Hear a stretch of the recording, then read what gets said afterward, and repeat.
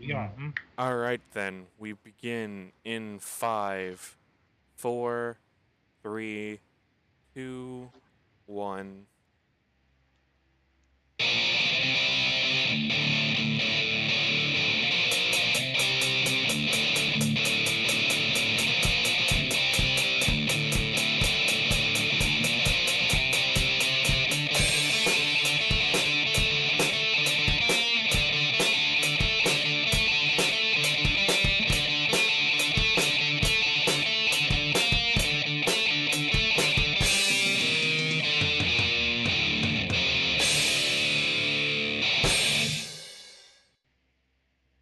All right. So welcome to the second and final game of the week in City of Brass. If you'll recall, we did an interview about this game, last October? Something like that. Yeah. Mm-hmm. Yeah, it's been a while. Indeed, the game has been substantially updated since that interview. Almost And like it's got out of early access.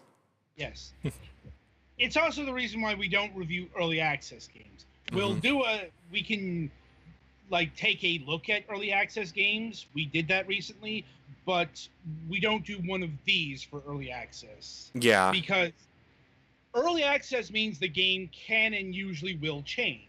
In Mhm. the case of City of Brass, we when we took a look at it in October, it was only like halfway done. Like there were only 6 levels and there were no bosses. Those are things that have been added to this build. And anyway, getting into what City of Brass is, if you haven't seen any of our previous coverage on it, it is a first-person roguelike taking Mhm. place in the Arabian tale of the City of Brass. Yeah, Which we're is a back. city where they use genies to make everything all fancy, and then that was a bad idea. Yeah, and I was gonna say, and then it bit them in the ass, Yeah, like what and you usually happens when you involve genies. yeah, and you play the role of nameless robber, for lack of a better term. You're here Yeah. in the City of Brass in order to loot the place, basically. Yep. Yep. But it's not an easy task because, well, the denizens of the City of Brass are still around, even if they are not much more than skeletons at this point. Mm-hmm. They're magic Um, skeletons. yeah. So let's see. Yeah. Now the roguelike thing means it's got randomly generated levels, sort of. Like the way it does things, it has some preset pieces. Like the rooms themselves are pre-built, but they're all assembled in random um, designations. And the contents of the rooms are somewhat random too. Right. However, But one thing that is uh pretty regular is there being dangerous traps right on the other side of doors. yeah, the traps themselves are also pretty randomized, though. How do I put this? Certain enemies will not appear on below a certain floor. Like Mhm. that's one of the ways that it keeps things fresh. Every level is going to introduce you to maybe a new trap or a new enemy type, culminating in every third level where there is a guardian to defeat, and then you're off to the next slate of levels. Like Mhm. the first three are very deserty based. The next three are more forest and swamp like, and have a lot more in the way of poison, for example. The game is 12 levels long, and there is a strict time limit. I think it's about, 10 minutes to get through a level? Sounds about right. Yeah. Not always easy to do because these levels can be very maze-like. Mm-hmm. It's like, also worth noting, its default position is damn hard, but you Mm-hmm. can either alleviate or make things even harder via various attributes, which Yeah, you get the by playing the game. Like, divine blessings and the burdens. yeah, yeah, and you get those by doing a certain thing a certain amount of times. Mm-hmm. I have played both with and without the divine blessings. Like, I will say the divine blessings do help, but they don't make the game a cakewalk by any Yeah, means. it's still. I mean, No. the main ones are you do more damage. You have twice as much health. There are fewer traps. There are better things available in shops and stuff, or Right. from the genie that sells you stuff. and they cost less. Mhm. But yeah, the game is still hard with those things on. Without those, I played like 10 runs and I made it to level 2 once. Yeah. With them on, I got to level 3 my first try. Also worth noting, there is a, I guess for lack of a better term, fast travel system. If you get past a series of levels being 3 levels, you can go to the next set of levels if you use a wish. Keeping in line with the original Arabian Tale, you get 3 wishes here. And yeah, you can use them for that. You can use them when you're dealing with a genie. If you use a wish, you can get a better deal from them. Right. Or you can turn an enemy genie friendly. Yeah, that's one of there are as at least one genie that's what they do. They appear as shooting at you, and you can make a wish to have them shoot at the enemy instead. I will tell you that each area has their own version of this. And they will, like, if you're playing through the long way around, those genies will carry over. Like, the foresty area, it has a genie that summons skeleton minions. The same kind of skeleton minion you can buy off of a friendly genie. Like, honestly, that was a better value because you get 2 of those versus the 1. Yeah, the allied genies can do various things. They can give you weapons, armor. They can disable traps. Always a handy one because traps. Yeah, but it's also expensive. Yeah, expensive, but worth you're it. at the beginning of the level, it's probably worth it. If you're near the end, I wouldn't bother. But like as long as traps, as long as at the beginning of the level you have 500 gold. Yeah, traps are one of probably your overall biggest worry. But certainly not the only one. And you can use traps against enemies. Like you can knock them into the spike pit or the sand blaster or what have you. And there are a lot of exploding pots. Bit of warning about them: try not to get hit by fire or explosions because they are among the most damaging things in this game. Well, there are there are braziers, there are pots that are full of explosives, there are pots that you can't pick up that will explode. There are slightly explosive torches that you can throw. Yeah. And a lot of these things chain together. If you hit one of them, then one's near that will go off. Right. And if you get hit by some of this stuff, you can lose minimum a heart and a half. It's like, or like 3.5 hearts. This has happened to me. Yeah. I've had to cancel some runs because the fire hit me, like a firebomb hit me and just drained all my health. And that's bad when if you're not great at telling like where you're being attacked from in 2D space or in 3D space, because some of these skelly zombie mans are pretty fast. Yeah, especially the ones with no arms. Just the tortured souls who just sort of scream and run at you. I like to call them chargers. That works.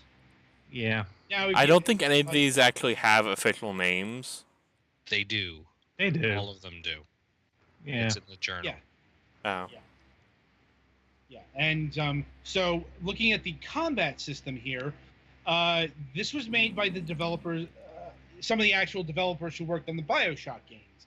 And it really does shine here because like if you remember like BioShock, you can definitely see the plasmid gun transposition here, the dual weapon thing. Mhm. Yeah. You have a melee weapon which starts out as a sword, but it can be replaced with other things you can buy. Mm-hmm. And on that arm, you can attack or you can shove. Right. And the other arm, you have a whip, which also you can buy better whips. But the whip can do damage and break things. It can also pull things, enemies, or treasure to you, or pick upable items. You can also whip enemies in the head to stun them, or in the legs to trip them. Or both. And you can swing from grappling hooks, or you swing from grappling hook rings with the whip and stuff. So it's also worth mentioning that you cannot finish off enemies with the whip. You have to do it with either the sword or an environmental weapon. really, I could have sworn I killed one of them with a whip, but I could be wrong. Now, the whip is used to stun or to grab an item from afar. Now you can pull a enemy onto a trap with a whip. Mm-hmm. Yeah. But the whip itself is not going to kill an enemy. That's to keep the whip from being overpowered. You are only going to use the whip. Yeah, it's basically your only ranged option. Yeah. It's your only permanent ranged option. Yeah. Now, another thing I liked with the melee weapons is each of them had a distinct feel. Like the starting sword is it is a perfect start. It's a perfect average weapon. Whereas some of the stronger weapons feel slower, more deliberate. Yeah, there's a sword that I forget what it's called that has longer range that is definitely slower. The torch didn't seem slower, but it was weaker. The torch, that's used to bat away enemies. No, they're an upgraded weapon it's just a permanently on fire torch. Oh, I'm talking about a different torch. Like it's a cudgel. There's a pick-upable torch that you can throw and bump people with too, but there's also one of the early available weapon upgrades is a torch. Yeah, there's also a fencing blade, and that blade is really different. And I think was overall weaker than the starting sword. I didn't like that one. It was just faster. That's it. It's only benefit. Point of order is, all of the weapons have a very distinct game feel that it's kind of hard to see, but when you actually feel the weapons in action, you will notice. Well, another good thing I don't think we mentioned about the whip is you can use it to trigger like spike traps. Yes, which is good because spike traps are sometimes triggered when you jump over them if you don't aim perfectly right. Mm-hmm. Yeah, I'm like, and you you will be wanting to do this. It is an important skill to learn that you can open doors while in midair, jumping toward them or swinging toward them. Because sometimes there will be, oh, hey, it's a door that there's like, it goes right up to a spike pit. Or, oh, hi, dick move, lava trap. Yeah. Or, like, I got to the quicksand areas. Not as bad as the spike traps, honestly, because you can just jump, like, through those twice. Like, not as immediately damaging. Now, the graphics here are fairly serviceable.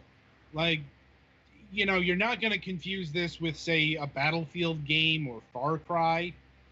Yeah. Honestly, I had them turned way down because the graphics my computer was whining a bit when it was at higher graphics. But it's still a fairly decent looking FPS from an indie dev. That's kind of why one of the reasons why they went all prefab here. It's cheaper. It's just it has a pretty unique aesthetic because we don't get a lot from the Arabian Nights setting. Just in general. Like I couldn't tell you why. I'm not sure if it's a cultural appropriation thing or whatever, but yeah, it's like for whatever reason, this particular setting and aesthetic isn't particularly well represented in games. I guess it is kind of culturally / religiously charged. Maybe, but these tales are hundreds of years old and I know. aren't exactly new to the Western audience. They've been around since the Middle Ages. It's like, what, you didn't know that? No, not that. It's just I looked to my right and saw a He had one toe on a pit trap. Yeah, that I those were in the him. early access. Like, oh hi. Yeah. You're new. Yeah. I'm like, there's a lot of new content here. Mm-hmm. This sound design is very odd. It's mostly composed of eerie noises, which I had one small problem with this, which is that the soundtrack can have sinister chuckles and grumbling in it. That sometimes can be like, oh my, there's a sinister chuckling, grumbling noise. Where's the enemy that's making it? No, that's a soundtrack. And then you hear another grumbling noise that's a little different, and you get a sword in your back because you didn't see the skeleton guard. Yeah, it's like it might actually be better to play with the audio off. This because the oral soundtrack is a lot of coughs, laughter, and such, instead of which, even considering that you're in a haunted ass city, makes sense, but it's intentionally designed to fuck with your senses. Because the idea of this city is that they wished on 3 super powerful genies for the city to never die. So whoops. No one in the city can die, but also there's no food because the fact that no one in the city could die scared the hell out of all their trading partners. So everybody's skeletons now. Ooh, that's oh god. Oh. Oh, hi, fire. Yeah, large pit trap. You go around the really large pit trap. Yeah. You'll see it in a second. Yeah, he's dead. Thanks a lot, flaming archers. And that does charge the flaming archers. Kill them very quickly. And that does bring me to one of the bigger weaknesses of this game, and that's the leveling up system. You'll note that when you die, you get a certain amount of experience, and that leads you to getting items. But here's the thing. Those are one-run items only. Another thing you can do with the whip is you can disarm enemies, apparently. That was not in the early access. That is good to know. You when you're using the whip on enemies, you basically, where you're aiming, you can trip them, you can stun them, or you can disarm them. Yeah. But we talked about this when we were doing the interview. They don't really have the light roguelike progression elements where you get permanent improvements over time. Right. If you want those, you're going to have to turn on the Divine Blessings. And another note, if you do turn on the Divine Blessings, say goodbye to leaderboards. Yep. Because, the leaderboards are for those who play it by the default settings. Yeah, I mean, if you don't care about the leaderboards, go ahead. Yeah, just go nuts. Also worth noting the poison chest traps are interesting in this game. They basically temporarily make you have only half a heart of health left. Yeah, they're honestly not that dangerous. If you have the room cleared. I was scared at first, but as long as you don't have enemies right around you when that happens. Yeah, it doesn't last. Basically, make sure you're right. Basically, make sure you've cleared out the immediate area before you open a chest. Yeah. It's only dangerous if there's enemies nearby. And even then, it gives you a pretty big tell that poison's coming. It honestly takes a few seconds. So, I didn't get hit by the poison all that much. Neither did I. So the Guardians, they all are unique bosses, and there are 4 of them. Yeah, I think At least 3. No, there are. It's it's either 3 or 4. About 4, I think. Yeah.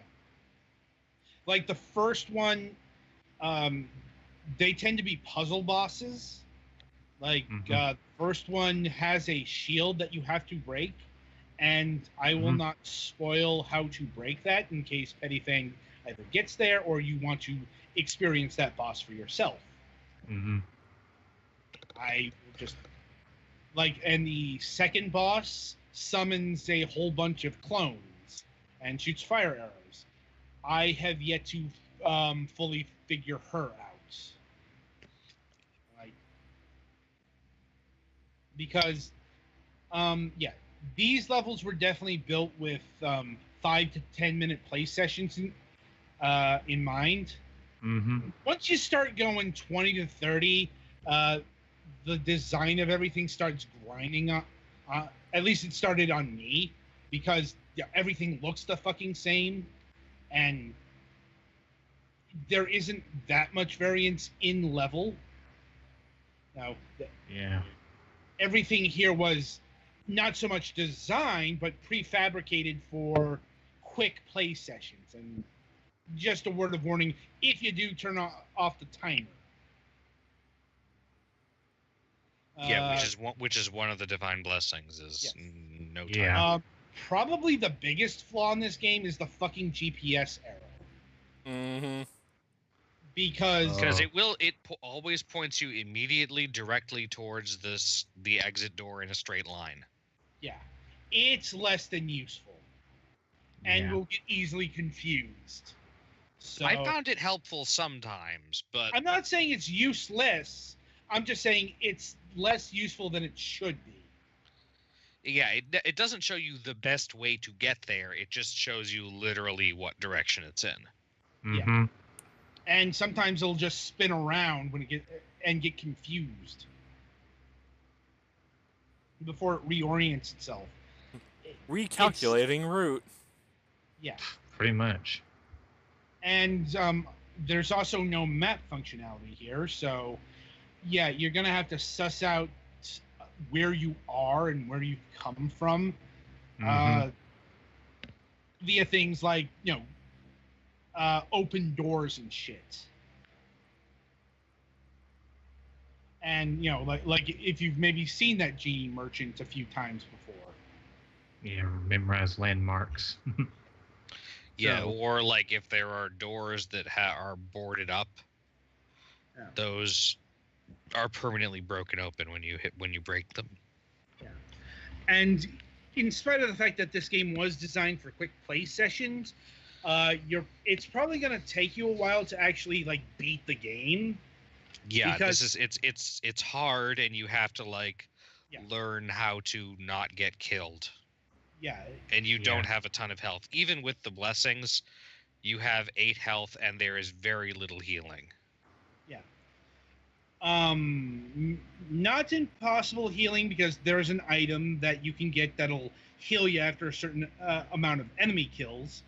But it's not that it's a rare drop. Yeah, there's not much healing. And there's also a genie who will heal you by a little bit for money, or by a significant amount for a lot more money. Right, if you use a wish. Yeah. And I don't think there's any way to replace wishes. You use one, it's gone. Let's see. Pricing. So this game clocks in at $20. That's about what I'd say this game should be going for. Yeah. It's just, if you don't like roguelike type games, look elsewhere, because this is one of the more unusual permutations that showed up, but it's definitely in the permutation of a roguelike.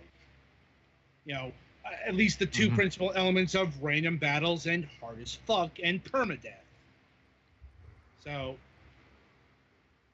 if you got that in mind, this is a really excellent game. One of the best I've played this year, or last year for that matter. It was a good game in early access, which is not something I can always say, to say the least. Right. Final thoughts from the crew here? It's good. Go play it. Yeah, I had fun with it, even though I'm not good at it at all. Yeah, it's a good first-person action game. If you're looking for something with a more Arabian theme to it as well, which is rare. All right, so that'll about do it for not just this review, but the review session. The week ahead. So, been a couple weeks, but we do have a Tuesday show this week as we welcome back to the program Ralph Egas of Abstraction Games. They've got a whole load of projects, of which they have sent me talking points. I'm sure chief among what people will be wanting to hear is Ark on the Nintendo Switch. That was like the highlight of GDC, because if you know what Ark is, you know it's a pretty massive game and a pretty technically demanding game as well. Wait, that's that and dinosaur one, in right? That space blew people's minds away. No joke. And you know, having that game there and we're at a workable frame rate is definitely going to be a topic of interest. Another long time welcoming thing is on Wednesday, our main show, we'll be having Bill Swartz of Mastiff back on the program. They've got 4 games to talk about. That they'll be showing off at E3, ranging from the next entry in their Heavy Fire series to Arcade Classics is the game that what they call the most accurate pool physics simulator in existence, apparently. Hey, these are their marketing materials, not mine. I'm like, you know, so yeah, there'll be a lot to talk about there. I'm also going to see if Gurman might be coming to other platforms in the near future, because, you know, Gurman seems to have been a pretty sizable hit on the PC, enough for it to get a 3DS version that I don't think we ever got to.